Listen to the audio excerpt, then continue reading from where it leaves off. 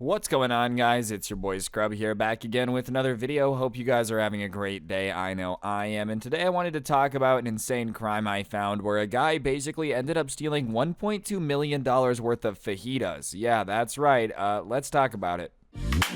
Nice rack and her ass Brazilian. Just turned 21, but my bank's a million. Alright, now ladies and gentlemen, I think you know we talk about weird crimes on this channel quite often, and I think we know that, like, if there's $1.2 million worth of something, someone will try to steal it. I just never expected there to ever be a point where there's $1.2 million worth of fajitas anywhere. Fajita heist. Texas man sentenced to 50 years for stealing $1.2 million worth of food. Seriously, I just never expected there to be a situation where some guy could be like stealing $1.2 million worth of fajitas. And what's even more bizarre is, like, you would think these would have to be some top of the line fajitas for him to be able to flip them and make a crazy profit. He was stealing these fajitas from a prison. He was taking prison fajitas and flipping them for $1.2 million, dude. Maybe it's just me, but I thought prison food was known to be like disgustingly bad. I didn't realize there's an entire resale business for it. I've been getting all these stupid YouTube ads recently about, like, oh, retail arbitrage. No, you really got to get into the prison food arbitrage game. You can just take some prison sloppy joes and upsell them for like 2.8 million, man. You'd be impressed. You thought the fajita guy was trying to traffic in some money. A Texas man who pled guilty to stealing more than $1.2 million in fajitas while acting as a public servant has been sentenced to 50 years in prison.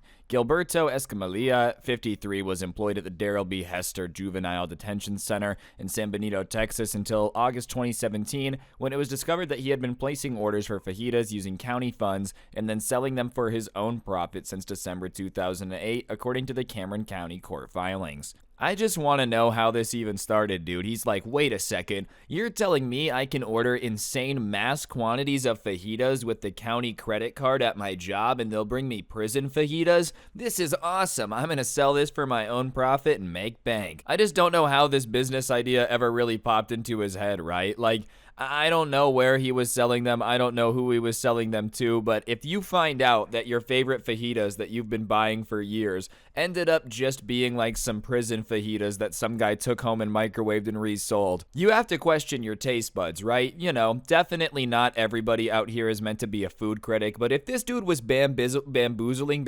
same thing, bamboozling you with some prison food and having you convinced it was like top of the line, fantastic enchilada fajita combo here, then I don't know, man. You need to go get your taste buds checked. You probably got to see a doctor. Something's going on. When this guy found out that, like, one of the symptoms of COVID was people losing their taste buds, he was actually kind of excited. You know, he's like, oh, maybe my business is going to pick up. If people stop being able to taste the food, they'll definitely want to buy way more of it. I feel like 50 years is nuts, though. Like, stealing fajitas just seems like such a weird thing. I think it's got to be the amount and the fact that he stole it from a prison while working at the prison that, like, made it much worse, you know? Normally, I'm sure you just take some fajitas and flip them, you get a couple years in jail. If you use county money from the, like, prison system to buy fajitas that you steal and flip, yeah, they're probably gonna throw the book at you. When sentenced on Friday, he was also served with a maximum fine of $10,000 on top of the $251,578 he was ordered to pay back for the cost of the food. According to the Brownsville Herald, his scheme unraveled late August after a delivery driver with the food service phoned the detention center to give kitchen employees a head up that an 800-pound delivery of fajitas had arrived. Employees immediately thought the delivery was suspicious, as minors at the detention center are not served fajitas. However, the delivery driver insisted he'd been delivering fajitas to the detention center's kitchen for the past 9 years. Man, if you're in this deep where you have like $1.2 million of stolen fajitas, right? I feel like it's just crucial that you're there when it gets delivered. You know, I understand he was probably a busy guy, he had some stuff going on, but this 100% probably could have been avoided if he was the guy to take the delivery. Like, if you're running this entire scheme, you probably should pay attention and just make sure that they're not gonna call, or like you're not gonna be there to so someone else doesn't take the delivery and expose it. You gotta be getting pretty reckless if you're just like letting other people take the delivery that you're about to steal. You know, that just seems like you're baiting somebody to probably find out about it. On top of it, I feel like this also also could have been avoided if you like chipped in a little bit of money to the driver, right? If the driver kind of knows what's going on, he's not responsible for the food being delivered there. You made a little over $1.2 million.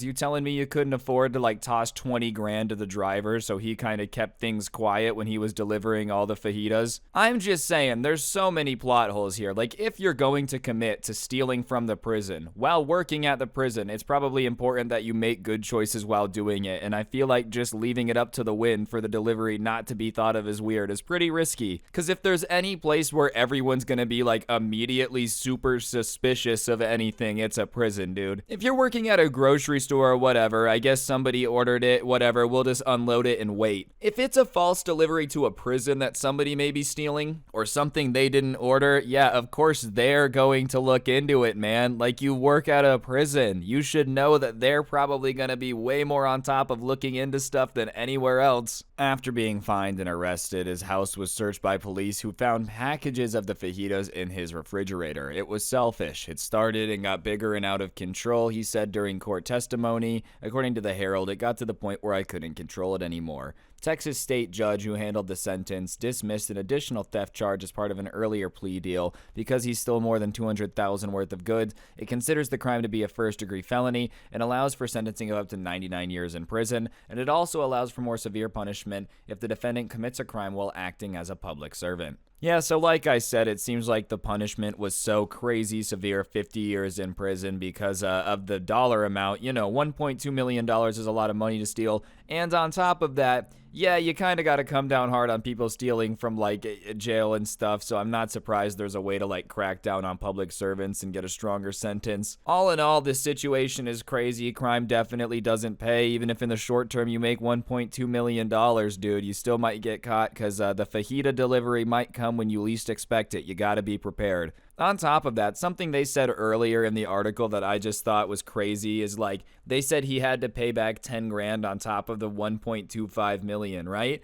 But, you know, they then also said that he's in jail for 50 years. I've got a feeling that homie is not going to be able to pay them back. He's 53 right now. If he gets out at 103, I don't know how the job market's going to be for 103-year-olds then. Maybe by then we'll all be walking around with cybernetics, dude. 103 won't even be an issue. He'll just be like getting another robotic knee. But I've got a feeling that they're probably never going to get that money back. All things considered, they're going to eat the cost of these fajitas, I'm going to assume. And not in the fun way that they should have eaten the fajitas, okay? Like the way where it ruins the budget. My goodness, prisons probably shouldn't be a business in the first place. But yeah, regardless, I think that's going to do it for the video, guys. Hopefully you enjoyed. If you did, I would really appreciate you taking a second to press the like button. Let me know in the comments section down below what you thought. And of course, subscribe if you're new. Turn on notifications. If you really want to help me out, I'll put a link to the intro song down below, along with a link to my podcast, The Scuffed Cast. And of course, ladies and gentlemen, you could use code Scrubae at the G Fuel checkout to get a discount on G Fuel and help me out. Two more things I gotta shout out real quick. First things first, we got the Storytime Spotify. I put some of my story times on Spotify, so be sure to go check that out. Link down below, I'd appreciate it. And we got the Karen Christmas sweater, the coolest sweater to ever exist in the history of the planet, which can also be yours by visiting the link in the top of the description. So be sure to go do that, I'd appreciate it. And yeah, on that note, don't get anyone pregnant. If you do, make sure they're hot, and hopefully I'll see you guys next time. I'm out. Peace.